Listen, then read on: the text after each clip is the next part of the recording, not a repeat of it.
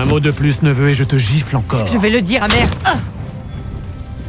Cours. File-le lui dire. Mais va d'abord chez Lord et Lady Stark. Tu tomberas à genoux devant eux en leur disant à quel point tu compatis à leur douleur. Que tu es leur serviteur et que tes prières les accompagnent. Tu as entendu. Vous n'avez pas le droit. Est-ce que tu as entendu?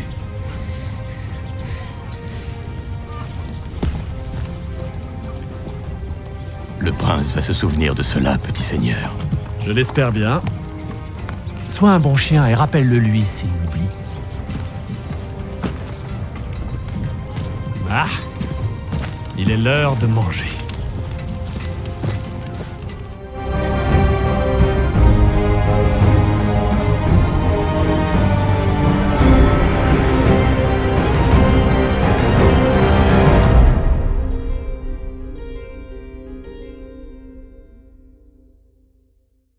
Donc bonjour, bonsoir à tous, c'est Yoyo de Fou, on se retrouve aujourd'hui pour une nouvelle interview, et c'est le comédien Constantin Papas qui est avec moi aujourd'hui. Ah ben bonjour. Donc avant de commencer les questions, je vais vous laisser vous présenter un petit peu ce que vous faites en règle générale. En règle générale, bon, donc comme vous l'aviez bien présenté, je suis comédien donc depuis maintenant 25 ans, quart de siècle. J'ai touché à tout en fait, puisque je suis vraiment un passionné de mon boulot. Je me suis même retrouvé de l'autre côté de la caméra, puisque j'étais assistant réalisateur, assistant régie, j'ai été en prod, donc j'ai vraiment touché à tout. J'ai commencé par le café-théâtre avec un copain de cours de théâtre, comme souvent. On a fait nos armes là-dedans, et puis au fur et à mesure, on s'est armé pour faire d'autres choses. On s'est fâché, donc on est chacun parti de notre côté, et puis je me suis retrouvé à tourner avec des pièces de Molière, avec une compagnie de théâtre qui tournait ces pièces-là dans toute la France. Et puis de fil en aiguille, j'ai commencé à gonfler mon CV, et puis j'ai fait la rencontre de quelqu'un qui faisait du doublage et qui m'a un jour emmené sur des plateaux. Et puis ça a été un coup de foudre, j'ai trouvé ça génial, ça m'a beaucoup plu. Je me suis rendu compte que j'avais cette humilité de m'oublier et d'aller vers le comédien de l'original, donc ça me plaisait bien. Puis j'aime bien être dans l'ombre, moi, donc. D'accord. Ouais. Donc voilà moi un peu. C'est un parcours très très concentré, mais voilà, ouais. Ça donne une idée de ce que j'ai fait, de ce que je suis. D'accord. Donc, comme vous l'avez précisé vous-même, vous êtes surtout comédien de doublage, enfin vous faites beaucoup de doublage, oui. C'est ce qui va nous intéresser d'ailleurs ici. Donc, vous l'avez dit vous-même, c'était devenu un coup de foudre, donc qu'est-ce qui vous a vraiment attiré dans le doublage Je crois déjà que ce qui me plaisait quand j'étais plus gamin, c'était déjà tout ce qui est la radio, tout ce qui était voix, j'aimais beaucoup la voix. Ça me plaisait beaucoup, donc je pense que ça a été la rencontre d'une passion de gamin. Avec mon métier, et puis cette chose merveilleuse qui est que le doublage me fait faire des rôles que je n'aurais jamais ni à l'image ni au théâtre. C'est ça qui est extraordinaire. Et puis je trouvais que c'était dans ma dynamique de travail. Pour avoir tourné, ça ne me correspondait pas. Je veux dire, on fait 1 minute 30 de tournage de tournage film en une journée. On passe son temps, on passe au moins 5, 6 heures, 7 heures près du buffet à prendre des kilos et on peut tout donner en un quart d'heure. C'est pas du tout pour moi. Le doublage, j'aime bien parce que j'arrive, je sais pas du tout ce que je vais faire. Et il faut être au taquet tout de suite, très concentré, et ça me convenait très bien. Et puis une fois qu'on a fini, on rentre chez soi, c'est terminé. Donc ça m'allait très bien. Voilà. D'accord. Est-ce que vous vous souvenez un peu de vos premières expériences de doublage? C'est un peu confus. Oui, ça a été une catastrophe au départ parce que curieusement, on n'a pas tout de suite les outils, on comprend pas bien, on voit les choses, mais on se rend pas compte que par exemple on a une scène à l'extérieur, donc il va falloir porter un peu sa voix. On se rend pas compte qu'il y a une rythmo, qu'il va falloir suivre le rythme du comédien, donc on se l'accapare et on se rend compte qu'on est complètement à côté de la plaque. Et toutes ces choses-là, en fait, on se rend compte qu'on ne les a que par la technique, mais au départ c'est une catastrophe, on est complètement à côté. Donc j'ai pas forcément un très bon souvenir en termes de qualité. Par contre, ça m'a plu, Ouais. Qualitatif, c'était pas terrible, quoi. D'accord. Donc, est-ce qu'il y a eu des comédiens en particulier, donc qui vous ont influencé un peu dans votre façon d'appréhender le doublage? Est-ce qu'il y en aurait qui vous auraient donné des clés ou des conseils en particulier pour vous améliorer? Pas spécialement, non. C'est vrai que c'est souvent ce qui se passe encore aujourd'hui pour tous les jeunes comédiens ou même comédiens un peu plus âgés qui voudraient faire du doublage. Il faut beaucoup assister. Donc effectivement, on s'accapare un peu des trucs qui appartiennent aux autres, mais j'avais pas un comédien plus qu'un autre. Je piochais un peu dans tout ce que j'observais beaucoup. Alors après, effectivement, pour avoir eu la chance de travailler avec Roger Carrel ou Richard Darbois, effectivement, on apprend beaucoup parce que alors là, on est dans un autre registre. Mais c'est pas qu'on apprend, mais c'est qu'on s'accroche à la barre et on se dit, oh, la barre est tellement haut qu'il va falloir y répondre, quoi. Et c'est en cela que c'est très intéressant. Mais après, les trucs, je dirais, si j'ai des références, c'est Sylvie Fett. Sylvie Fett est une référence, mais pour une raison très précise, c'est que j'ai commencé sur le tas et puis je trouvais qu'il me manquait un truc et donc comme j'avais cette chance d'être intermittent, je pouvais prendre des stages à l'Abdas et donc j'ai pris de stage doublage avec Sylvie Fett et Sylvie m'a beaucoup appris. Voilà, donc mais pas en tant que, enfin si, comme comédienne puisqu'elle connaît le doublage, elle sait y faire, mais tout ce qui était technique, etc., elle m'a énormément apporté, quoi. Et donc j'ai senti qu'après le stage, j'avais vraiment avancé d'un grand pas, quoi. Voilà. D'accord. Donc je m'intéresse beaucoup au monde du doublage depuis un peu plus d'1 an et je sais que ça demande beaucoup de travail. Comment abordez-vous un doublage et comment vous faites pour vous mettre dans la peau d'un personnage? Alors ça c'est une super question. J'ai pas vraiment de réponse à ça. Ouais. C'est je dirais qu'on se met un peu en état de caméléon, c'est-à-dire alors le problème aujourd'hui, c'est qu'on a de moins en moins de temps pour travailler, c'est toujours un problème. Donc il faut être extrêmement concentré. Donc on essaie d'attraper le maximum d'informations quand on est sur le passage de la version originale. Et puis à partir de là, de ce qu'on a pu percevoir, on se lance, quoi. Mais c'est surtout, je pense, une question d'écoute et d'être très concentré sur ce qui se passe. Mais bon, ce qui est bien, c'est que comme ce sont des boucles qui sont souvent découpées qui font 1 minute 30, bon, 1 minute 30 de séquence, c'est pas très long, donc on peut arriver quand même à saisir un maximum d'infos. Après, c'est au directeur artistique qui, lui, souvent, enfin, c'est même sûr, a vu le film, il nous apporte après des éléments parce que nous, malheureusement, on n'a pas vu le film, donc voilà, donc il est là aussi pour nous guider après sur nos personnages, quoi. J'aurais voulu vous poser une question un peu plus technique aussi par rapport à l'animation japonaise. Donc vous avez fait un petit peu.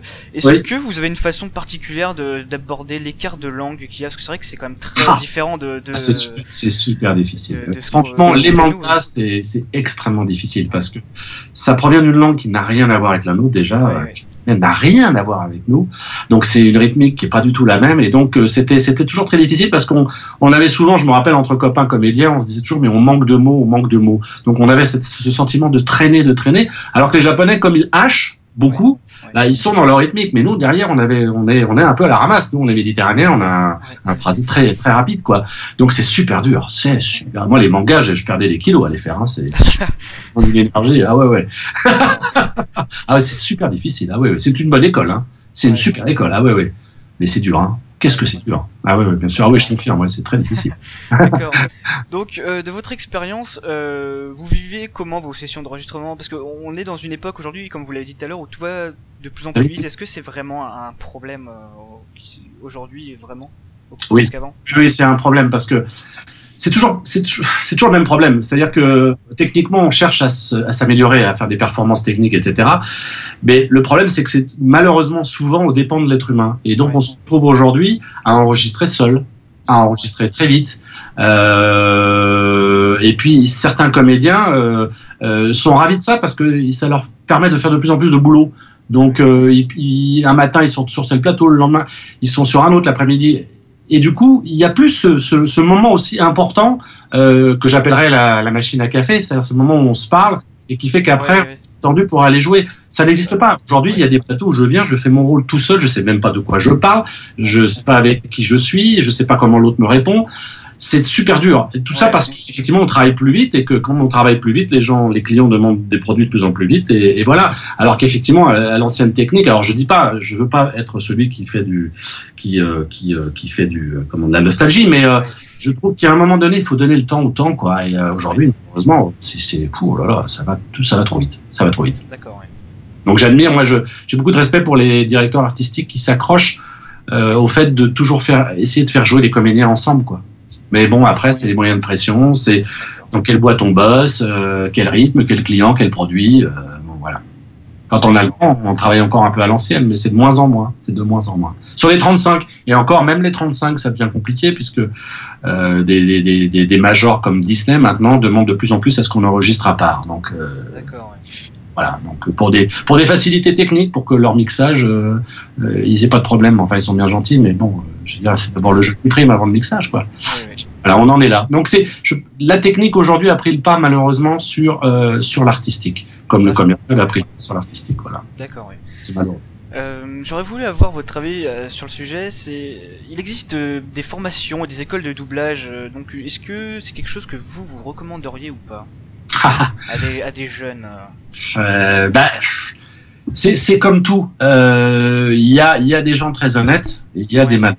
Donc moi évidemment le problème c'est que je dirais aux gens d'aller dans les stages qui sont faits par l'AFDAS, puisque c'est des choses sérieuses, mais il faut avoir le statut d'intermittent. Donc je sais qu'il y a des comédiens qui sont bons comédiens, mais qui n'ont pas encore le statut, qui donc ne peuvent pas se les permettre, et vont malheureusement parfois vers des stages où la malhonnêteté est là, quoi, hein. C'est vrai que le métier de comédien fait toujours rêver. Le doublage a pris énormément d'importance. Je me rends compte que beaucoup de personnes veulent en faire, et puis des personnes qui ne sont pas comédiens. Alors ça, c'est terrible, parce que arriver à leur faire comprendre que c'est un métier avant toute chose, parce qu'on a beaucoup de jeunes qui arrivent et qui disent on m'a dit que j'avais une belle voix, mais c'est pas la question de la belle voix, c'est que vous êtes comédien, quoi. Voilà. Donc il y a sûrement des bons cours. Moi, Sylvie Fête, par exemple, c'était un stage d'une semaine que moi j'ai fait, et effectivement c'est remarquable. J'ai vu des gens arriver, n'arrivaient pas ils savaient pas ce que c'était que le doublage, et au bout de 5 jours ils étaient sur le marché, ils pouvaient aller. Ah ouais, c'était vraiment super. Mais là, c'était d'une honnêteté, puis c'était quelqu'un du métier vraiment, recommandable. D'accord. Jusqu'à aujourd'hui, vous avez prêté donc votre voix à de nombreux personnages dans l'animation, entre autres. Vous êtes donc la voix de Yusuke Urameshi dans oui, c'est un tout premier manga, oui, absolument. Quelqu'un peut porter l'enfant dans l'ambulance, s'il vous plaît? Hé! Hé, macaque, je te parle, tu es dur de la feuille ou quoi? Tu écoutes ce que je te dis? Je suis ici, derrière toi, tu me vois? Espèce d'abruti, tu vas m'écouter, oui? Qu'est-ce que c'est que ce plan? Bon, ça ne sert à rien de paniquer. Essayons de raisonner calmement. Voyons. Et tu n'as pas l'impression que tu me casses les pieds, là, avec tes sermons à la noix? Non, mais tu es complètement irresponsable. La voix de Dayaka dans Gurren Lagann. Oui. Tenez, pour la route. J'aurais aimé aussi venir avec vous, mais j'ai des devoirs ici. Protéger les femmes et les enfants, c'est un boulot important. Mais, tu sais, vous voir à l'œuvre comme ça nous a aussi donné envie de faire beaucoup plus d'efforts. Bon courage. Ron m'a supplié de le laisser partir, je n'ai pas eu trop le choix. Allez, m'allez rejoindre. On protégera Littner pendant ton absence. Tu dois suivre ta propre route. Mais sincèrement, je n'aurais jamais imaginé que ce serait ton type d'homme. Alors, calme-toi, ici on est entre nous, alors ça ne risque pas de poser de problème. Mais évite de dire ça dehors, parce que par les temps qui courent, on ne sait pas ce qui peut arriver. Frank Archer dans Full Metal Alchemist, la première saison. Bien sûr. C'est un témoin capital des actes de destruction subis par la ville de Centrale. Nous l'emmenons pour interrogatoire au QG Sud. Et qu'est-ce que vous dites? C'est n'importe quoi! Alors pourquoi ce gamin porte-t-il ce symbole que tu connais sûrement? Je compte sur lui pour nous mener aux personnes qui ont détruit le 5e laboratoire. C'est des conneries, je l'ai vu de mes yeux vus, alors? Est-ce qu'au moins vous avez capturé les 2 frères Elric et cette femme? Désolé. Commandant Armstrong? Non, rien, laissez tomber. De toute façon, les 2 frangins n'ont nulle part où aller, à part chez nous, évidemment. Locke Stratos dans Mobile Suit Gundam 00. Ouais. Ça commence. Non, ça a déjà commencé. À présent, on ne peut plus reculer. Ça y est, nous voilà officiellement en guerre contre le monde entier. Tu sais ce que ça veut dire, n'est-ce pas, Setsuna? Soyons exemplaires, les gars. Je compte sur vous pour nous nettoyer tout ça. Ça doit pouvoir se faire. De toute façon, je n'avais jamais envisagé autre chose. Formidable. Hé, Setsuna, est-ce que tu m'entends? Réponds-moi. Setsuna? Setsuna? Nicolas D. Wolfwood dans Trigun. Absolument. Ah, je me sens revivre. Merci, vous m'avez sauvé la vie. C'est ma moto qui a décidé de rendre l'âme à une centaine de kilomètres de là, au sommet d'une dune. Je ne suis pas arrivé à la redémarrer. Vous voulez dire que vous avez fait 100 km à pied? Ouais, et croyez-moi, en plein désert, il fait soif. Mais je ne pouvais pas l'abandonner derrière moi, c'est mon fonds de commerce. Vous êtes commerçant? Je suis un homme d'Europe. Qui savoure? Oh, vous faites de très belles robes, je suis sûre. Pas du tout, je suis prêtre, un soldat de l'amour qui ramène les brebis égarées dans le droit chemin. C'est vous qui m'avez vu sur le bord de la piste. Je vous dois une fière chandelle. Et donc, pour ne citer que, hein. Donc, parmi ces personnages que vous avez doublés, est-ce qu'il y en a un en particulier qui vous est... Alors, j'ai du mal avec les langues, mais le dernier que vous avez cité... de Trigun, ouais. Trigun, ah, j'ai adoré. J'ai adoré parce qu'il partait. Tu dis, il y a Yusuke que j'aimais beaucoup aussi. Hein. Gundam, c'était plus sérieux, c'était des guerres intergalactiques, etc. Alors que Trigun et puis Yusuke, c'était de la grosse comédie, et puis il y avait des ruptures partout. C'était des personnages qui m'ont épuisé, mais c'était de la bonne fatigue parce c'était génial. Il y avait matière à faire mon travail de comédien. Donc j'ai adoré. J'ai adoré. Ah oui, vraiment.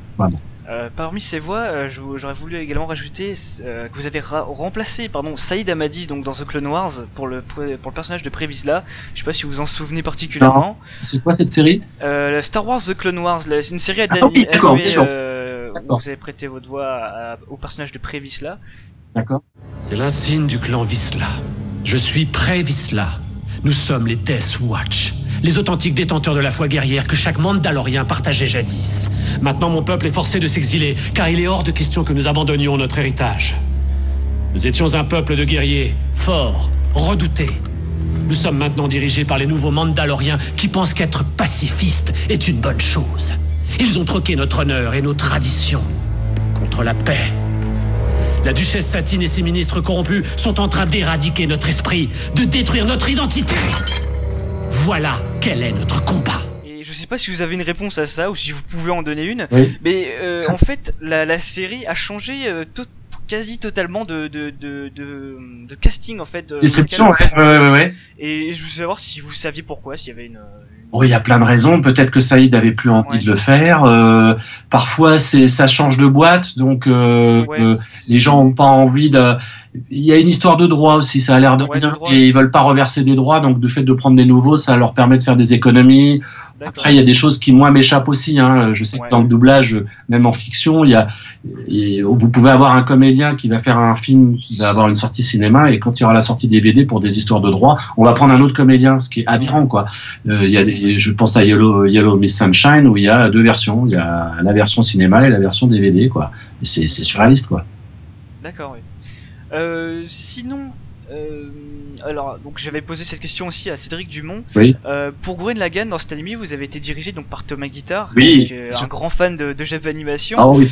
Et cet animé est très souvent considéré aujourd'hui comme étant peut-être le mieux doublé en français. Oui. Alors, en tout cas à ce jour. Oui. Comment c'était de travailler avec lui? Est-ce que vous pouvez nous parler un peu de cette expérience sur cet animé en particulier, parce que je sais qu'il était. Thomas, c'est un passionné, donc déjà il vous transporte, quoi, et il a la gentillesse, donc il a la connaissance, la gentillesse, et les deux associés faisaient de lui un bon DA, donc voilà. Ah bon, parce que c'est cette cuisine-là qui fait c'est génial de travailler avec lui, quoi. D'accord, oui. Vous êtes aussi donc très actif dans le milieu du cinéma et des séries. Donc vous êtes notamment la voix régulière de Peter Dinklage. Eh oui. Donc dans Game of Thrones, hein, par exemple. Je t'ai offensé. Désolé. Mais tu es quand même le bâtard. Lord Eddard Stark est mon père. Et Lady Stark n'est pas ta mère. Ce qui fait de toi le bâtard. Laisse-moi te donner un petit conseil, bâtard.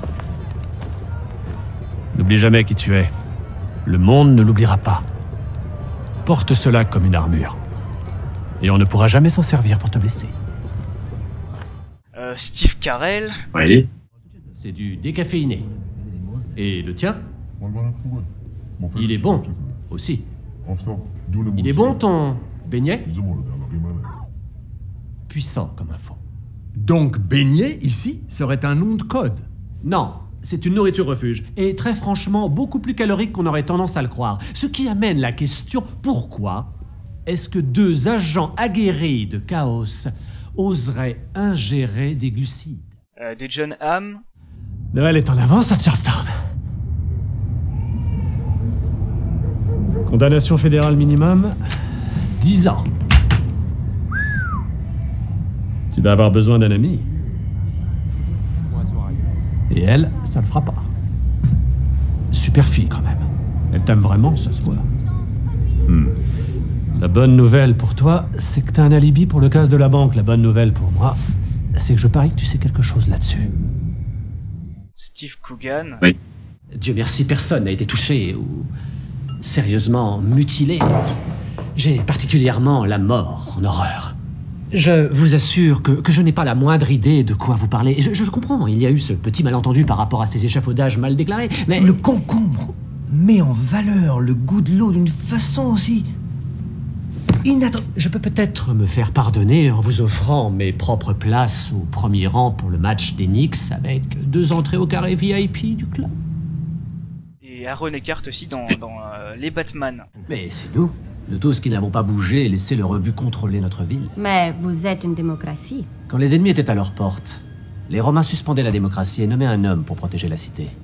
Et ce n'était pas considéré comme un honneur, mais comme un service d'intérêt général. Harvey, la dernière personne qu'ils ont nommée pour protéger la République s'appelait César, et il n'a jamais renoncé à son pouvoir. Bon, très bien. Alors soit on meurt en héros, soit on vit assez longtemps pour se voir endosser la peau du méchant. Écoutez, qui que soit le Batman, il ne veut ni ne peut faire ça pour le restant de ses jours. Batman cherche quelqu'un pour reprendre sa cape.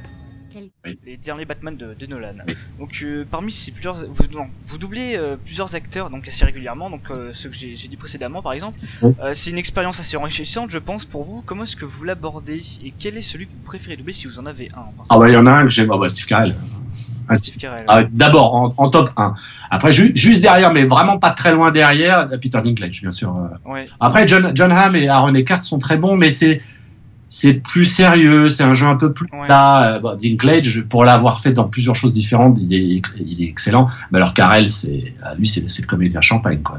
Il est capable de tout. Donc quand je l'ai commencé sur The Office, il a fait ma joie. Enfin je suis je suis pas sûr d'avoir un jour la chance de refaire un personnage comme ça parce que il m'a tout fait faire, mais tout. Chanter, faire des vieux, des jeunes, c'était du délire. Il est incroyable cet acteur. Il est phénoménal. Ah ouais. Bon, moi c'est le top 1. Ah ouais. Ah vraiment. Ouais. Les Dinklage, c'est du bonheur aussi. Ouais. Justement, j'avais cru comprendre dans une autre interview que j'avais vue de vous que Dinklage c'était un comédien que vous aimiez beaucoup doubler parce que vous aviez une certaine similitude un peu sur la respiration. Oui, absolument. C'est ça qui est bien quand on commence à suivre un peu quelques comédiens. Bon, ils nous appartiennent jamais vraiment et on croise les doigts pour arriver à les conserver. Mais quand on arrive à les conserver et à bosser avec eux, enfin pour bosser sur ce qu'ils font, on finit par comprendre des choses, à comprendre leur jeu. Et parfois, on a un peu d'avance, c'est-à-dire qu'on sait d'avance ce qu'ils vont faire. Je ne vais pas expliquer pourquoi, hein, c'est d'inconscient à inconscient. Et c'est génial de faire ça parce qu'on gagne un temps fou. On finit par les maîtriser et il y a une espèce de complicité. C'est comme si on retrouvait un vieux copain avec qui on allait passer une soirée, quoi. Et on sait de quoi on va parler, on sait sur quoi on va se marrer, etc. C'est un peu ça. Sur des comédiens qu'on aime bien, parce que il arrive aussi que parfois on a été distribué sur des comédiens et puis on les suit parce que c'est genre le truc, mais alors on n'a aucune affinité avec le comédien. Moi j'ai des comédiens, je vais pas citer de nom, mais quand on m'appelle et on me dit bah tiens tu vas, je dis oh purée la vache, je me dis j'ai aucune affinité quoi, c'est mon métier hein, mais ça va pas être le même plaisir quoi. Voilà. Ouais c'est ça. Ça va être le même plaisir. D'accord. Donc pour cette question vous y avez déjà un peu répondu. J'aurais voulu savoir ce qui vous plaît le plus donc dans le doublage, mais vous avez déjà un peu répondu. Et si vous aviez un média en préféré dans lequel vous préférez donner votre voix, donc que ce soit le jeu vidéo, l'animation, le cinéma. Bah je dirais que la crème des crèmes c'est le cinéma pour plein de raisons. C'est-à-dire qu'ils ont eu le temps de travailler les comédiens. Hein. Les films ils font 1 mois et demi de tournage, donc ils ont eu le temps de bien travailler leurs personnages. Donc du coup ça veut dire que nous on a une marge de jeu qui va être hyper intéressante. Déjà de ce point de vue-là, on a plus de temps pour les faire. Forcément, pour vous donner une idée, généralement on tourne à 12 boucles de l'heure pour de la série et parfois un peu plus pour du dessin animé. Le cinéma, on est à 4-5 boucles de l'heure. Donc on a vraiment le temps de travailler. On écoute 2 fois la version originale si on veut, on peut même l'écouter 3 fois si on a envie. On l'enregistre, on le réécoute, on le refait, on a le temps. Malheureusement, la série, on l'écoute qu'une fois maintenant. Hein, et donc c'est du grand luxe quand on peut l'écouter 2 fois, mais c'est de plus en plus rare. Donc le cinéma, c'est ce que je trouve être le plus intéressant. Je suis moins... l'animation, c'est sympa parce qu'on on peut faire ce qu'on veut vocalement, mais on est un peu, je trouve, enfin moi en tout cas c'est très personnel, hein, mais on est limité dans le jeu, je trouve, parce que c'est la 2D en face, hein, et il y a pas le regard d'un personnage animé ne sera jamais le regard d'un être humain, donc je change pas les choses, voilà, c'est très difficile. Et pour ce qui est du jeu vidéo, j'aime bien, mais c'est pareil, on est tout seul. On est tout seul, ce sont des fichiers répétitifs. Alors alors on y va. Mais bon, ce qui me plaît dans tout ça, c'est que ce sont des différentes activités de mon métier et c'est bien de les faire comme des spots pubs, comme la radio. Mais je dirais le top, c'est le cinéma. C'est très clair, les films cinéma. C'est carrément génial, quoi. Ah ouais. On a le temps de travailler. On a vraiment le temps de travailler. Donc, je voulais savoir s'il y avait un acteur ou un personnage que vous auriez aimé ou que vous aimeriez doubler, par exemple. Genre un personnage, vous seriez dit, genre lui, j'aurais bien aimé prêter la voix. J'étais ravi d'avoir fait Aaron Eckhart dans Double Face dans Batman, mais j'aurais bien aimé faire le Joker aussi. Ah ouais. Ouais, j'aurais bien aimé faire le Joker. Ceci dit, Stéphane a été extraordinaire dedans, mais voilà, pour répondre à votre question, c'est vrai que des rôles comme le Joker, waouh, quoi. Et puis c'est vrai que Jim Carrey, bon, c'est pareil, Emmanuel est formidable dedans, mais voilà, Jim Carrey, il y a des trucs de Jim Carrey que j'aurais adoré faire aussi, quoi, parce qu'il a cette fantaisie que peut avoir Steve Carell, mais je l'ai avec Steve Carell. Ouais, comme Steve Carell. Voilà. Ils ont une ressemblance. Absolument. Ils sont copains d'ailleurs, je crois, donc. C'est possible. Ça serait pas étonnant, ouais. C'est pas étonnant, effectivement. Donc, au final, quelle a été votre meilleure expérience? Si vous en avez une ou plusieurs expériences vraiment dans le doublage jusqu'à aujourd'hui? La série The Office, ça a été quelque chose d'assez extraordinaire. J'ai adoré. Il y a aussi quand j'ai fait Dream On, parce que on n'a pas cité Brian Benben, mais Brian Benben est un fou furieux aussi, et j'ai adoré le faire aussi. Et quand je peux le suivre, je le suis aussi. Mon souvenir, c'est mon tout premier film où j'ai fait Matt Dillon. C'est la seule fois où je l'aurais fait, mais j'ai pris beaucoup de plaisir parce que c'était mon premier essai réussi. On était 5 à avoir passé des essais sur lui. J'avais été pris, c'était la première fois. Donc c'est que du bon souvenir. C'est la première fois que je travaillais avec Patrick Florsheim qui faisait Michael Douglas. Donc waouh, quoi. J'ai gardé un souvenir impérissable de ça, mais parce que c'est cette première expérience, voilà. Mais derrière, il y en a eu tout plein. Il y en a encore à venir. Je veux dire, Peter Dinklage. Si j'avais su, la chance que j'ai d'avoir ce personnage de Tyrion, c'est waouh, quoi. Là, à chaque fois que je vais retourner travailler sur Tyrion, c'est que du bonheur, quoi. C'est vraiment, quoi. Vraiment. Et puis j'aime beaucoup Silas Ware Mitchell que je fais dans Grimm, que j'avais fait dans Prison Break. Pareil, voilà, c'est un comédien qui est barré aussi et j'aime bien. Voilà, finalement, j'aime bien tout ce qui est un peu barré avec des ruptures. Ça m'intéresse. Donc, comme vous l'avez aussi précisé un peu tout à l'heure, le doublage français, donc beaucoup de comédiens connaissent beaucoup plus de popularité aujourd'hui. Est-ce que c'est quelque chose dont vous êtes rendu compte plutôt ce que vous êtes rendu compte de ça en fait? Du fait que ça intéresse de plus en plus les. Ouais. Je crois que c'est l'explosion des séries. La première chose, la première chose qui m'a frappé, c'est d'un seul coup cette explosion des séries. On se retrouve dans une librairie, on a des rangées entières de magazines parlant de séries. C'est quelque chose qu'on ne voyait jamais avant, quoi. Et je pense que c'est à partir de là, comme ça a créé le public, ça a explosé, ça a été exponentiel. Je pense que du coup, ça a entraîné beaucoup de jeunes qui se sont mis à rêver de vouloir faire du doublage et de se lancer dans la voix. Puis la voix, effectivement, est quelque chose d'important. Mais je pense aussi que la radio a perdu un peu de terrain. Et c'est pas parce qu'elle a perdu du terrain que ça n'intéressait personne. Moi, je crois que le problème, c'est que on l'a fait disparaître parce que le cinéma, la télé a pris beaucoup plus, et puis Internet a pris beaucoup plus de place. Mais il n'empêche que les gens adorent quand même tout ce qui est voix. La radio restera quand même toujours la radio, comme les bouquins resteront toujours des bouquins. Et les gens aimeront toujours lire. Et je pense que c'est ça le phénomène, c'est le phénomène de voix. Et comme la radio a un peu perdu de terrain, je pense que le doublage a été prendre un peu cette place qu'avaient avant les pièces de théâtre qu'on entendait à la radio, les dramatiques radio, quoi, qui ont un peu disparu. Je pense qu'on le retrouve avec le doublage. Ça peut expliquer un peu, voilà. Je sais pas si j'ai été très clair, mais si, je vois à peu près, oui.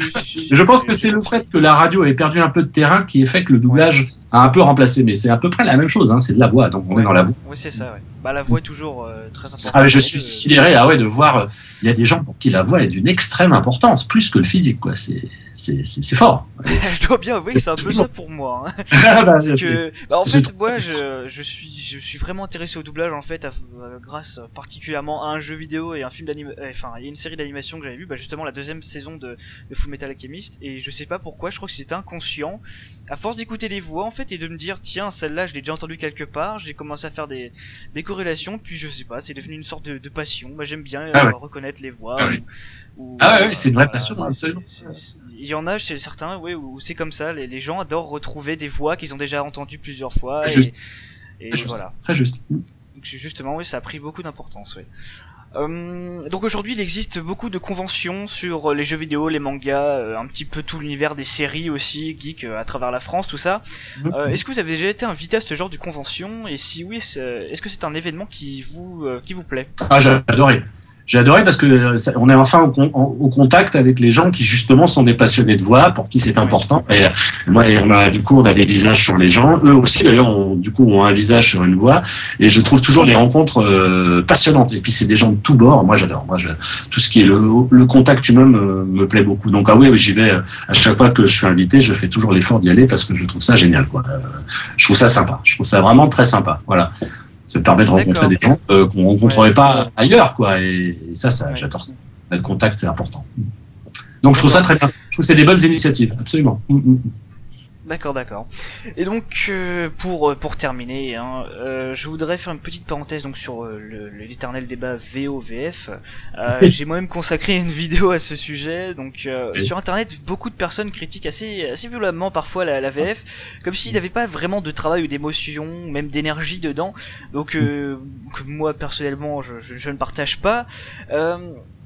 Est-ce que c'est un débat qui vous a déjà touché, vous touche, ou comment vous prenez-vous, par exemple? Je passe un peu moins de temps maintenant sur les forums, mais à un moment donné, je le faisais, et quand je trouvais que ça allait un peu loin ou que c'était un peu déplacé, j'intervenais, je prenais le clavier et j'intervenais parce que je trouvais, c'est-à-dire que ce qui me faisait surtout sortir de mes gonds, ce sont les gens qui parlent d'une activité qu'ils ne connaissent pas. Alors parler, moi ça m'intéresse pas. Donc et puis d'inconscience des choses. Je crois qu'une fois j'avais lu un truc du genre il fallait brûler tout ce qui était doublage, à tout arrêter, etc. Et du coup, ce sont des gens qui se rendent pas compte du nombre de personnes qui mettent au chômage. Enfin, c'est insupportable. Et puis surtout, ce qui est insupportable, c'est parce qu'ils sont 5 ou 6 à échanger sur un forum, ils ont l'impression qu'ils sont 10 000 ou 20 000. Et c'est pas du tout le cas. Ils sont une poignée de personnes. Je veux dire, il suffit d'aller au milieu de la Creuse et on verra s'il y a des gens qui sont VO au milieu de la Creuse. Faut arrêter, c'est parisiano-parisien cette histoire, c'est tout. Donc il faut qu'ils arrêtent de se prendre la tête là-dessus. Je veux dire, ils veulent la regarder en VO, mais qu'ils la regardent en VO. Qu'est-ce qu'ils vont, je veux dire, les gens de VF ne vont pas reprocher aux gens de VO de regarder le truc en VO. Alors pourquoi ils vont, tu vois, je veux dire, chacun est libre de faire ce qu'il veut, point barre. Je veux dire, il y a le doublage qui est là. Alors j'avais eu aussi tout un débat, la personne me disait oui, mais il y a le sous-titrage. Je dis oui, mais enfin, le sous-titrage, on loupe 45% du film. Moi, je suis désolé. Voilà. Et je te parlais tout à l'heure de ce stage que j'ai fait avec Sylvie Fett. On a travaillé j'ai eu cette chance de travailler sur les Monty Python, la vie de Brian. Ça parle à 250 000 à l'heure. Ils parlent tous ensemble. Et je me suis rendu compte, comme on travaillait sur la VF, que j'avais raté 50% de l'humour. Parce que c'est vrai que les Monty Python, il est certain que c'est quelque chose à voir en anglais, mais je défie quiconque de comprendre toutes les subtilités qu'il y a si il n'y a pas la VF. Donc, je trouve que la VF aussi apporte parfois de la compréhension au produit. Oui, c'est ça, oui. Sur le Trône de Fer, j'ai un copain qui me disait que il avait commencé à la regarder en VO et il m'a dit j'ai pas accroché, j'y arrivais pas, je trouvais ça trop compliqué, etc. Et puis il me dit heureusement j'ai une copine qui un soir me dit tiens on va en VF. Il regarde en VF et il me dit j'ai craqué sur la série, j'ai trouvé ça super. Donc j'ai dit écoute merci parce qu'effectivement la VF sert aussi à ça quoi. Sinon il faut lire tous les bouquins en anglais, il faut passer n'importe quoi. Enfin bon, voilà. Maintenant, c'est exactement ce que je pense aussi, oui. Mais ça m'empêche pas de défendre la VO. Quand les gens disent tu m'excuses, excuse-moi, je regarde Game of Thrones en VO, je dis mais t'excuses pas, c'est ton droit. Je veux dire, mais c'est aussi notre droit de défendre la VF et de défendre une version pour les gens qui ne parlent pas anglais et ils sont nombreux. Voilà, point barre. Faut arrêter de rêver d'une France bilingue. Il y a aucun pays bilingue. Je veux dire, et quand ils le sont, ils sont pas 65 millions comme nous. Voilà, ils sont 5 millions, 6 millions. Évidemment. D'accord. Non mais oui, je sais exactement ce que je pense aussi. Hein. C'est vrai que moi, il y a des séries par exemple que je vais regarder en VO parce que par exemple je serais impatient de la voir et donc je me dis bah je vais regarder absolument en VO. Et puis il y a des séries où j'apprécie vraiment les VF et je me dis bah celle-là je vais la regarder uniquement en VF et je vais être patient parce que j'adore les comédiens qui sont derrière, même en français, d'accord. Bien sûr, bien sûr. Oui, moi je trouve qu'il y en a pour tous les goûts, voilà, et je pense que chacun doit tolérer l'autre.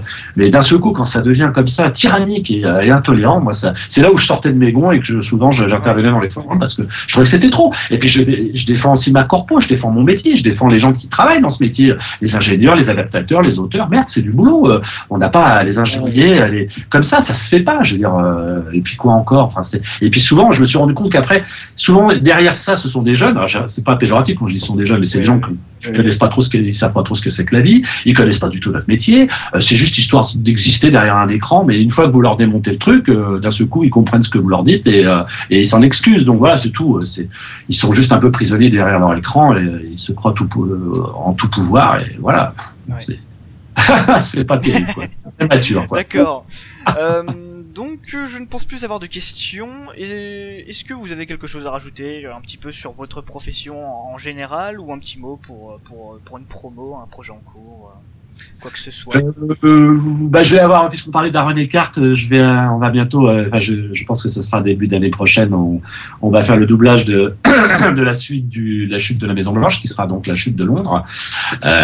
Donc je vais faire le président des États-Unis, c'est quand même pas rien, ça m'amuse. On a fait ça risque d'être un film terrible quoi, c'est un gros film. Alors c'est un film d'action évidemment, hein, faut pas du tout rien d'intellectuel derrière ça, mais c'est le bon blockbuster comme on les aime quoi. Ça va taper dur quoi.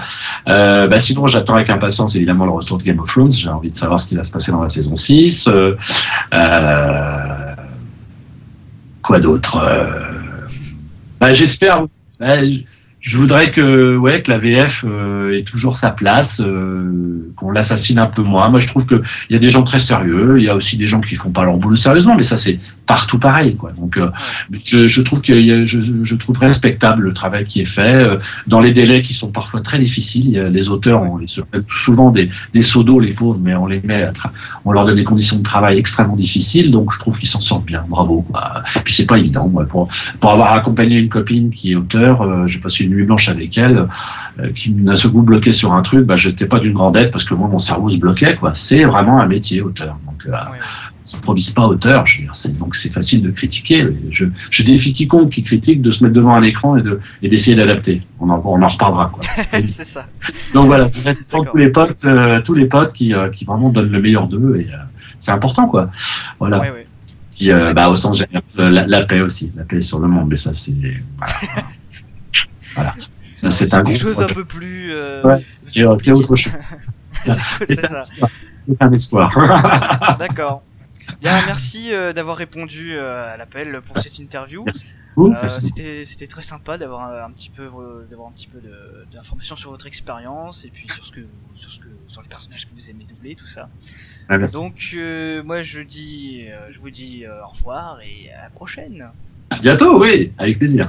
Merci.